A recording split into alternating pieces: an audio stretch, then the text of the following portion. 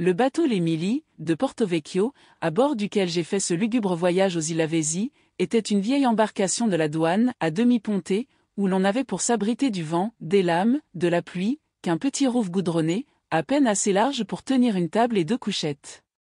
Aussi il fallait voir nos matelots par le gros temps.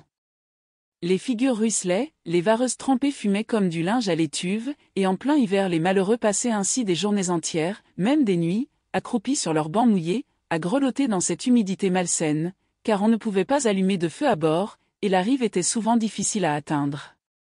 Eh bien, pas un de ces hommes ne se plaignait. Par les temps les plus rudes, je leur ai toujours vu la même placidité, la même bonne humeur. Et pourtant quelle triste vie que celle de ces matelots douaniers. Presque tous mariés, ayant femme et enfants à terre, ils restent des mois dehors, à louvoyer sur ces côtes si dangereuses. Pour se nourrir, ils n'ont guère que du pain moisi et des oignons sauvages. Jamais de vin, jamais de viande, parce que la viande et le vin coûtent cher et qu'ils ne gagnent que 500 francs par an. 500 francs par an! Vous pensez si la hutte doit être noire là-bas à la marine, et si les enfants doivent aller pieds nus? N'importe. Tous ces gens-là paraissent contents. Il y avait à l'arrière, devant le rouf, un grand baquet plein d'eau de pluie où l'équipage venait boire, et je me rappelle que, la dernière gorgée finie, chacun de ces pauvres diables secouait son gobelet avec un « ah » de satisfaction, une expression de bien-être à la fois comique et attendrissante. Le plus gai, le plus satisfait de tous, était un petit bonifacien allé et trapu qu'on appelait Palombo. Celui-là ne faisait que chanter, même dans les plus gros temps. Quand la lame devenait lourde, quand le ciel assombri et bas se remplissait de grésil, et qu'on était là tous, le nez en l'air, la main sur l'écoute, à guetter le coup de vent qui allait venir, alors, dans le grand silence et l'anxiété du bord, la voix tranquille de Palombo commençait. Non, monseigneur.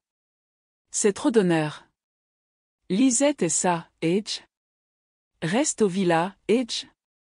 Et la rafale avait beau souffler, faire gémir les agrès, secouer et inonder la barque, la chanson du douanier allait son train, balancée comme une mouette à la pointe des vagues. Quelquefois le vent accompagnait trop fort, on n'entendait plus les paroles, mais, entre chaque coup de mer, dans le ruissellement de l'eau qui s'égouttait, le petit refrain revenait toujours. Lisette et ça, Edge. Reste au villa, Edge. Un jour, pourtant, qu'il ventait et pleuvait très fort, je ne l'entendis pas. C'était si extraordinaire, que je sortis la tête du rouf. Palombo, on ne chante donc plus? Palombo ne répondit pas.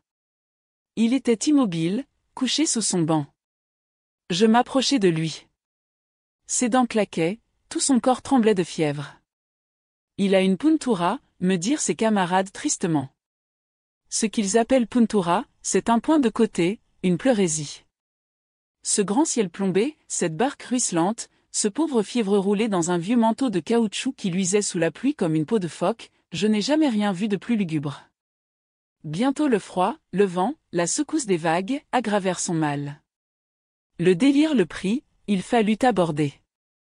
Après beaucoup de temps et d'efforts, nous entrâmes vers le soir dans un petit port aride et silencieux, qu'animait seulement le vol circulaire de quelques gouailles. Tout autour de la plage montaient de hautes roches escarpées, des maquis inextricables d'arbustes verts, d'un vert sombre, sans saison. En bas, au bord de l'eau, une petite maison blanche à volets gris, c'était le poste de la douane. Au milieu de ce désert, cette bâtisse de l'État, numérotée comme une casquette d'uniforme, avait quelque chose de sinistre. C'est là qu'on descendit le malheureux Palombo. Triste asile pour un malade.